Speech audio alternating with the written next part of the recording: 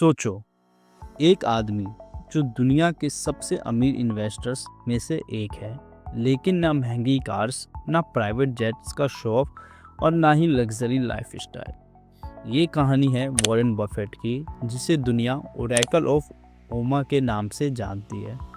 Warren Buffett का जन्म 1930 में अमेरिका के ओमा सिटी में हुआ। उनके फादर स्टॉक ब्रोकर थे, इसीलिए पैसे और नंबर से उनका रिश्ता बचपन से ही बन गया था। सिर्फ 11 साल की एज में वॉरेन बफेट ने अपना पहला स्टॉक खरीदा।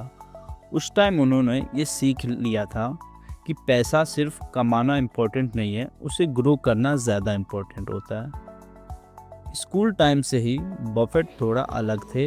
जब बाकी बच्चे गेम्स खेल रहे थे, बफेट नंबर्स कैलकुलेट कर रहे थे। उनका एक सिंपल बिलीफ था, स्टॉक मार्केट कसिनो नहीं है, ये बिजनेस ओनरशिप का प्लेटफॉर्म है। कॉलेज के बाद बफेट की लाइफ में एक टर्निंग पॉइंट आया।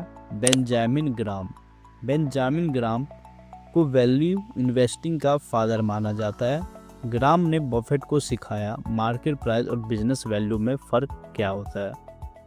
बफेट ने ये समझा कि अगर मार्केट किसी कंपनी को सस्ता समझ रही है और बिजनेस स्ट्रॉन्ग है, तो वही बेस्ट अपॉर्चुनिटी होती है।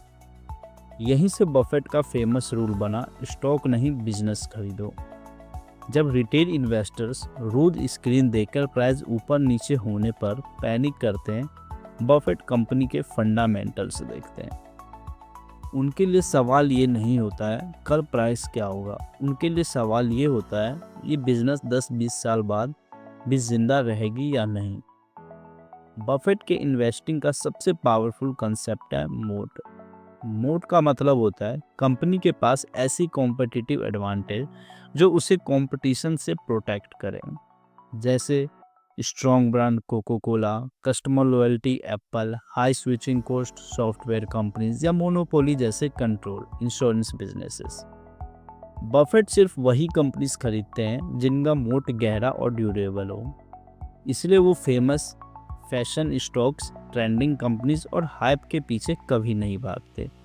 बफेट का एक और गोल्डन रूल है, नेवर लूज मनी। इसका मतलब ये नहीं कि उन्हें कभी लॉस नहीं होता, इसका मतलब ये है कि वो बिना समझे रिस्क नहीं लेते। बिग इन्वेस्टर्स लॉस से डरते नहीं, वो रिस्क को मेजर करते हैं। एंट्री लेने से पहले ही बफेट डिसाइड कर लेते हैं वर्स्ट केस सिनेरियो क्या हो सकता है। रिटेल इन्वेस्टर्स टिप्स सुनता है, बिग इन्वेस्टर बैलेंस शीट पढ़ता है। बफेट का फोकस होता है कैश फ्लो पॉजिटिव है या नहीं, डेब्ट कंट्रोल में है या नहीं, मैनेजमेंट ऑनेस्ट है या नहीं, और सबसे इम्पोर्टेंट बिजनेस सिंपल है या कॉम्प्लेक्स। बफेट कहते हैं अगर बिजनेस समझना नहीं आ रहा तो इन्वेस्ट मत करो। उनकी सक्सेस का सबसे बड़ा रीज़न है कंपाउंडिंग। कंपाउंडिंग का मतलब होता है प्रॉफिट पर प्रॉफिट और उस प्रॉफिट पर भी प्रॉफिट। बफेट की ज़्यादातर वेल्थ अर्ली एज में नहीं 60 के बाद बनी, इसलिए वो पेशेंस को सबसे पावरफुल वेपन मानते हैं। मार्केट क्रैश होता है, लोग घबराते हैं, स्टॉक सस्ते में मिलते हैं और वहीं बफेट का फेवरेट टाइम होता है। उनका मानना है B fearful when others are greedy and greedy when others are fearful। Life style की बात करें तो बफेट आज भी उसी सिंपल घर में रहते हैं जो उन्हें टिकेट्स पहले खरीदा था। उनके लिए पैसा पावर या शो ऑफ नहीं है, फ्रीडम का टूल है। बफेट का एक और लेसन है इमोशन कंट्रोल। ना फियर, ना ग्रीड, ना फोमो।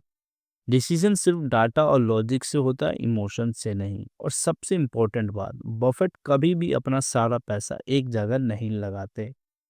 डाइवर्सिफिकेशन और कैपिटल एलोकेशन उनके लिए बहुत इम्पोर्टेंट है। इस कहानी से एक ही क्लियर मैसेज मिलता है, रिटेल इन्वेस्टर पैसा चेस करता है, बिग इन्वेस्टर प्रोसेस फॉलो करता है। अगर तुम भी लॉन्ग टर्म वेल्थ बनाना चाहते हो तो प्राइस नहीं बिजनेस समझना शुरू करो, क्योंकि मार्केट शॉर्ट टर्म में नॉइस है, लेकिन लॉन्ग टर्म में वैल्यू ही जीतती है। Thank you.